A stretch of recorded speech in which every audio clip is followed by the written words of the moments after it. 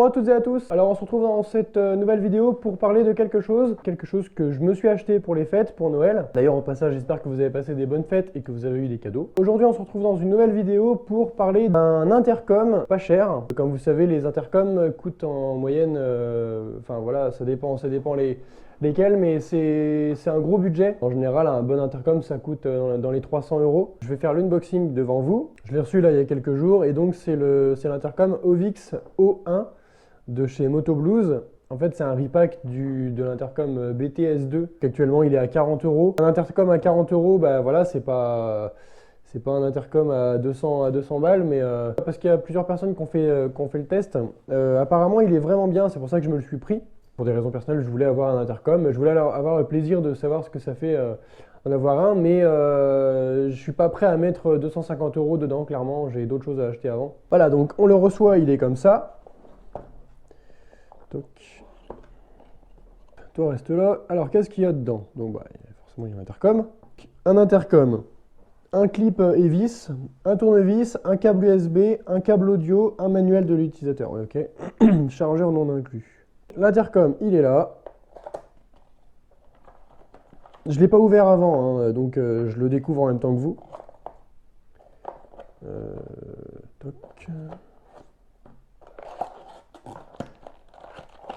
Alors, ça y est, la boîte est vide. Ça, on peut l'en mettre dedans. On s'en fout. Donc, le manuel de l'utilisateur. Donc, l'intercom en lui-même, il est là. Il est assez léger.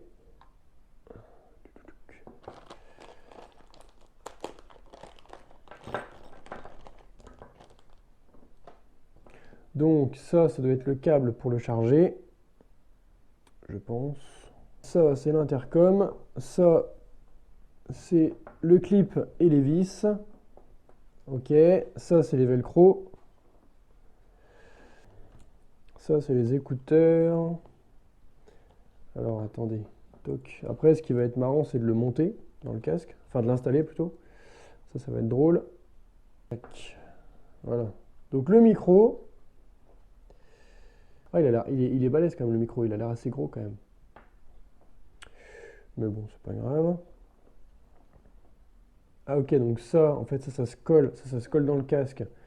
Et puis, hop, la tige. Ah ouais, voilà, ouais, elle prend la forme, d'accord, donc ça c'est bien. En fait, la tige là, elle prend vraiment la forme qu'on lui donne.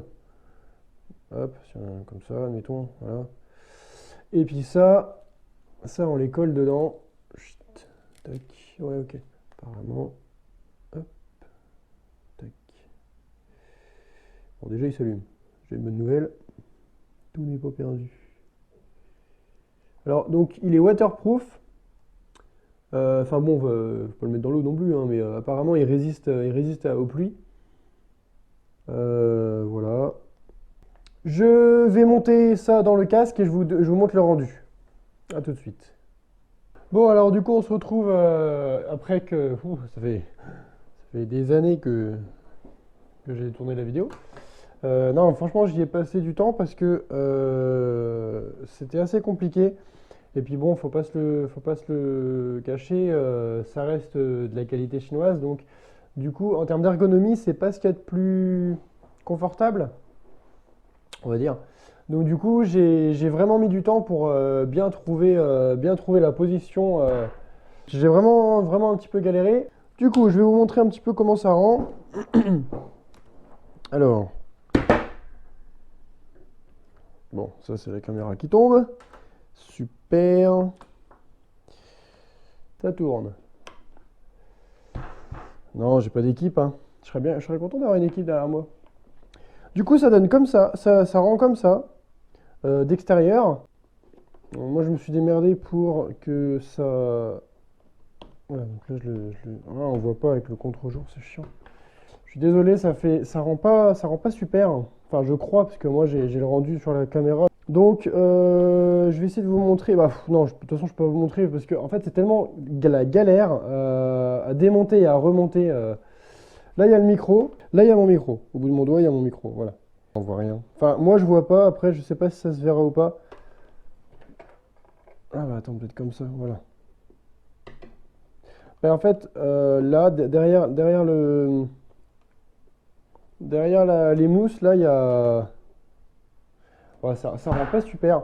Bon, bref, j'arrive pas à vous montrer. L'éclairage n'est pas super. Mais en tout cas, je l'ai essayé. Euh, j'ai passé un appel. J'ai appelé ma copine. Et j'ai écouté de la musique. Alors, à première vue, ça semble assez faible comme niveau sonore. Le truc, c'est que j'irai l'essayer et je vous dirai quoi. Parce que faut se rendre compte en roulant, je pense. Donc, la prochaine étape de la vidéo, c'est que je vais aller rouler. Et puis, je vais vous dire ce que j'en pense en roulant. Voilà. Alors, je reviens vers vous donc pour l'intercom. Après quelques jours d'utilisation, je vais vous donner mon ressenti. Par contre, je tiens à préciser que finalement, l'intercom, je ne l'ai pas commandé. J'avais oublié de le mentionner juste avant. L'intercom, je ne l'ai pas commandé sur MotoBlues, mais je l'ai commandé sur Wish. Tout simplement parce qu'il me devait de l'argent suite à une commande passée ultérieurement. C'est pour ça que je l'ai pris sur Wish. Par contre, donc c'est pas la version de MotoBlues, que MotoBlues, eux, c'est la version Ovix O1. Alors que moi j'ai acheté le BTS2 standard. Et si je le tiens à le dire, c'est tout simplement parce que ça aura son importance sur le rendu final. Pour simplifier, je vais faire comme ça. Il y aura deux comptes rendus, donc enfin deux tests de ressenti plutôt. La version Wish et la version MotoBlues. Parce que j'ai un ami qui a commandé le vrai intercom Ovix O1 sur MotoBlues et du coup en fait il me l'a prêté. Tout simplement. Il m'a prêté son casque en fait.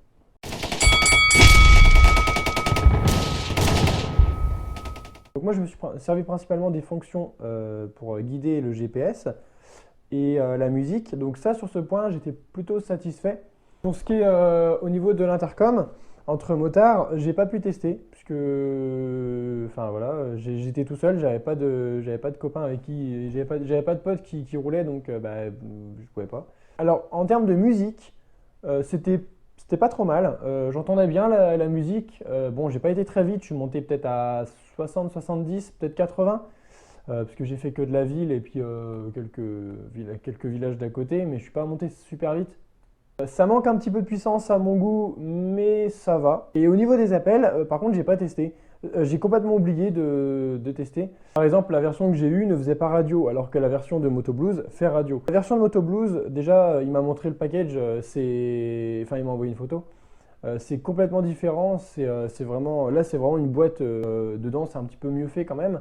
Donc c'est vraiment bien, ils ont fait un effort sur le packaging. Donc vous avez vu, c'est très basique, hein. Il n'y a pas de, voilà, il y a pas de, même la notice était basique, tout simplement parce que eux c'est des versions cheap.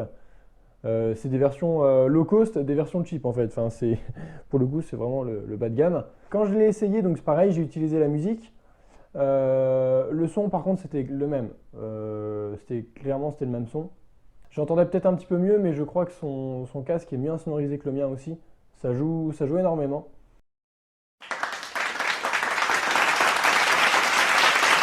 Mes conclusions pour cet intercom, pour 40 €, on n'est vraiment pas volé. Enfin, j'aimerais bien essayer un autre intercom d'une marque vraiment, enfin là le top niveau à genre à 300 € l'intercom, comme ça j'aurais vraiment un moyen de comparer. Pareil, on peut pas, il y a pas les choses comme sur les Senna ou sur les Cardo plus complexes, comme par exemple l'augmentation du son en fonction des bruits sonores qui.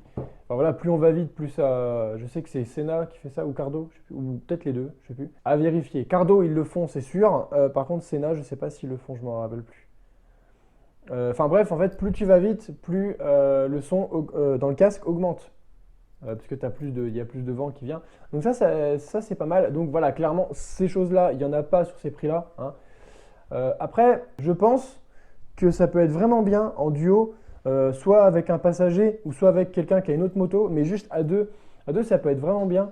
Voilà, franchement, pour on va dire 80 € les deux, ça va quoi, ça fait 40 € par personne. C'est franchement pas mal. Je pense que pour l'utiliser en groupe de motards, et puis que ce soit vraiment un vrai intercom pour communiquer tout ça, je pense pas que ça suffirait. Parce qu'on peut pairer que 3 motards maximum. Donc bon, voilà. Bah après, si vous roulez qu'à 2 ou 3, ça va. Il n'y a qu'un canal en fait, qu'un canal de fréquence. Donc c'est pas possible de parler à quelqu'un et d'entendre la musique en même temps. En fait, si on écoute la musique et puis qu'on doit parler à un de ses potes, la musique se coupe. Et voilà, donc on ne peut pas faire les deux en même temps. Comme d'habitude, je vous laisse le lien en description. Vous pouvez passer directement sur le site, enfin si vous cliquez, vous passez directement par le site MotoBlues et vous le commandez, donc voilà. C'est la fin de la vidéo. Prochainement sur ma chaîne, il y aura du nouveau. Au niveau de ma façon de monter, il y aura du nouveau puisque j'ai acheté quelque chose, je vous en dis pas plus, vous le verrez peut-être la prochaine vidéo, ou peut-être celle d'après, je sais pas, j'ai encore 2-3 trucs à faire. Voilà, donc vous allez voir, j'espère que ça va vous plaire. Ça va me demander un petit peu plus de temps de montage, mais à la limite, si le rendu est bien, ça serait pas mal. Voilà, donc en attendant, couvrez-vous parce qu'il fait froid, faites gaffe sur les routes, que ce soit les motos ou les voitures. Je vous dis à une prochaine vidéo. Salut!